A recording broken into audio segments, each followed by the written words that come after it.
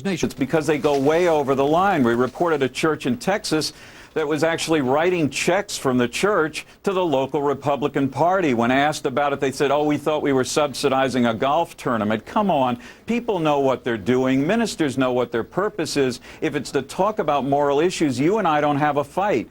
If they cross the line, Democrats or Republicans, they ought to be penalized under the law as it is. The problem is, Barry, of all the investigations that you guys begged the IRS to get involved in, let's say in the 2004 election cycle, it's important to point out not a single tax exemption status was taken from a church. Not a single fine was imposed. So churches understand the limitations, and pastors in their individual capacities can endorse candidates all day long. Let me ask you, Reverend Lynn, is it a question of where the actual proximity is? Are you talking specifically about the pulpit? What if that particular church leader happens to speak outside of his church or on church grounds? No, if the person is talking on television or if he forms, along with other pastors, a political action committee, pastors have done that in Wisconsin, for example, they're entitled to the protection of the law that guarantees them under those circumstances the right to speak out. But if you use the resources of your church, if you use the power of the pulpit, if you use the collection plate money for political purposes, that's when you get in trouble. And frankly, that's where you ought to get in trouble, because it's a good thing that we have all these tax-exempt organizations that have only one constraint, and that is don't get involved in hardball politics, do anything else that you want to do, and you're not going to get in trouble. The IRS, by the way, is cracking down in this election cycle more than in 2004. They did, in fact, in 2004, visit churches. They got letter agreements saying, you know, we won't do this again. But this year, in 2006, I hope that the penalties come down in a harder and clearer way, because this is no business of the church. You want to intimidate and silence your political opposition because you have a leftist. Is that why I turn in? Is that why that Americans United reports Democratic churches, independent churches, and Republican churches? Sure, it's you're because we've got to Gentlemen, I have to jump in here. The debate rages on, certainly one that's very stimulating and something that we're going to be following for quite some time. Thank you very much for joining us today on the Live Desk. Thank you. Thank you. And coming up next on the Live Desk, Democrats are getting ready to take control in Washington. Now we know what they have planned. Coming up, what can Nancy Pelosi accomplish in her first 100 hours? A dangerous storm slamming parts of the country. An update for you for the weekend travelers coming up next. Tito Ortiz from Ultimate Fighting Championship. All the troops know who I am. Thanks for your support, guys. We couldn't be walking around in this awesome world we call the United States of America. Thanks to you guys. I'm Stephanie Acerno, and this is my story. I come to people's homes and I wrap their Christmas and Hanukkah presents for them. People will call me up, can you come over? And it'll be Christmas Eve. And I'm smiling and singing Christmas carols. I want to make their holiday look good. I have arthritis in my back. I sit for long periods of times hunched over. It's a real strain. No one wants to see a holiday grimace. I take a leave. Later, I'm just not in pain. And then I go, oh, that'll leave. It worked again. The real reward is that at the end of it, I'm still smiling. That's the best part for me. Look closely at how dramatically these wrinkles diminish, seeming to disappear with just one application of Genisphere with Q-Zomes. When doctors saw these results, they were astonished. I haven't seen anything like it since Botox, and the clinical evidence is clear. This is what my patients want. Dramatic results you can see immediately on the eyes, the lips, even the cheeks. And it's available without a prescription. Genisphere's patented, clinically tested ingredients work like no other anti-wrinkle formula can. Not Chanel, not Lancome, not even Botox. They took my picture and put this cream around my eye. I went to lunch, and when I got back, just look. The lines, the wrinkles, I don't see them anymore. Apply it each morning like your normal moisturizer. Genisphere's patented microscopic carriers called Q-Zomes bring absorbent hyaluronic spheres deep into the epidermis where they nestle beneath each wrinkle. Then, absorbing your body's natural moisture, they expand and gently lift wrinkles from beneath. With daily use, a woman could look years younger than her age for life. Many of my patients come to see me to avoid surgery. With Genisphere, they can affect the appearance of age lines and crow's feet without surgery or injections. This revolutionary formula actually lifts wrinkles from beneath. Genisphere is already selling for $99. But if you call right now, you'll find out how to get a month's supply of Genisphere absolutely free. You will see dramatic results, usually with the very first application. The results are quite dramatic.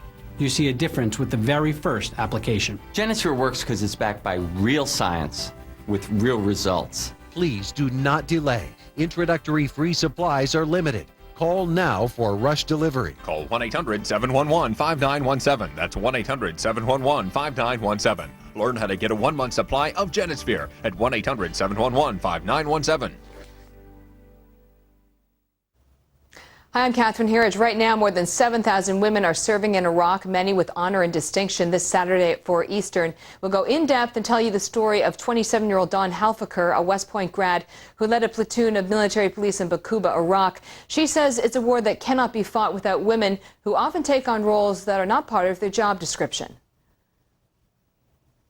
I saw a lot of combat, and where the rules may say, or Congress may say, women are not in combat. But the reality for me was that I was, and I know a lot of women that are. There's no question these women are heroes, but are they in harm's way because the strict rules about women in combat are being ignored to fight this war? We'll have a fair and balanced look this Saturday at 4 Eastern on Fox News Live.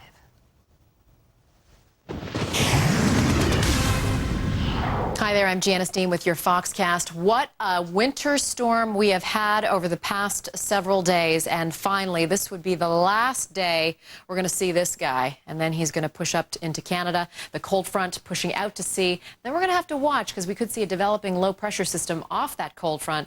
But let's talk about what's going on right now, and we still have the snow across the Great Lakes, and that cold front associated with it is going to possibly give us some severe weather. We've gotten reports outside of Pennsylvania or around the Pittsburgh area of very dangerous winds consistently blowing at 50 miles plus.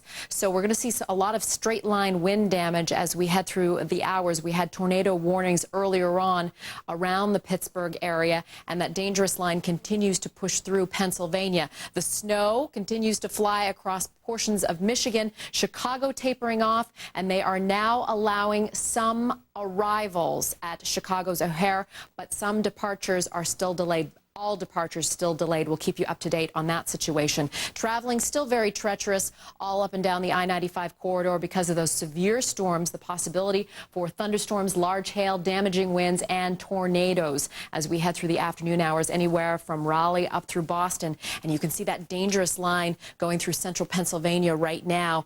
Some of the reds and the yellows bringing with it lots of heavy rain and the possibility of hail, and already reports of damage because of straight line winds. There's the cold side of this storm, which brought those temperatures down, in some cases 50 degrees in just a matter of hours, and that snow continues to fall. We could see anywhere from 12 to 18 inches once this storm is done. I'm Janice Dean.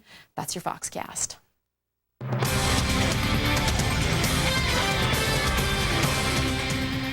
Hi, everybody. I'm Jane Skinner. The Roman Catholic Archdiocese of Los Angeles has agreed to pay $60 million to settle 45 sex abuse lawsuits. The cases are among more than 500 pending against the Archdiocese. It's the largest archdiocese in the country.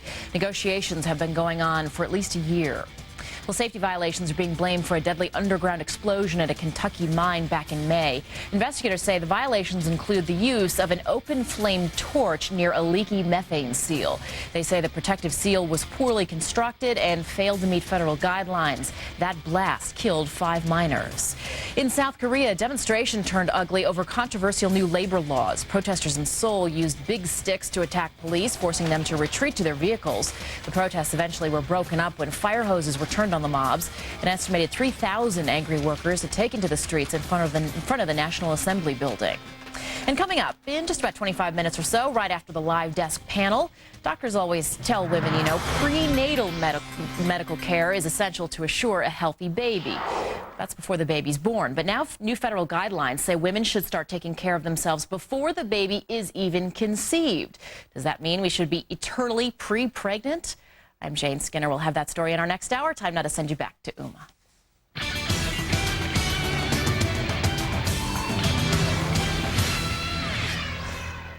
Jane, thank you. Senator Barack Obama speaking on World AIDS Day. He's making a controversial appearance at Rick Warren's church in Southern California. Some anti-abortion activists are furious about his being there because of Senator Obama's stance on abortion.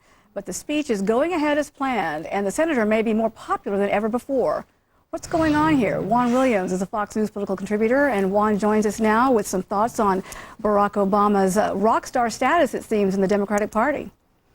Without a doubt, he is the rock star of the moment, Uma, and he had a tremendous fall. Talk about an election that benefited any of the political candidates, and you'd have to say Barack Obama is at the top. He's proven that he can raise money. He had a best-selling book, #1 on the New York Times bestseller list. And now, speaking to Rick Warren's church out in California, as you can see live, you see a man who is emerging as a major political force in American life. He's emerging as a major political force, yet he doesn't have a long history in government service, and yet that doesn't seem to matter to many folks in the Democratic Party. Well, I think it does matter. I think at the moment, though, you don't want to get in his way at this point. And also, remember, the American media is just enchanted with him because he's a fresh face and he's a counter, don't forget, to Hillary Clinton. Hillary Clinton has her own powerful story. She'd be, the first woman to run on the Democratic ticket for president, per se, if she was nominated. And so here's a counter face, someone who is a different story as an African American, someone who comes from black and white parentage, someone who's just come into the Senate, didn't have to vote on the war. And so he brings a lot of attributes that are enchanting to people who are not exactly enchanted by Hillary Clinton. Well, it always makes for interesting television and political fodder. Thank you so much, Juan, for joining us. You're welcome, Uma. And if Senator Obama makes his run in 2008, will Hillary Clinton back out? Let's see what today's A-list has to say about all of this. Donald Trump Jr. is joining us. He's with the Trump Organization.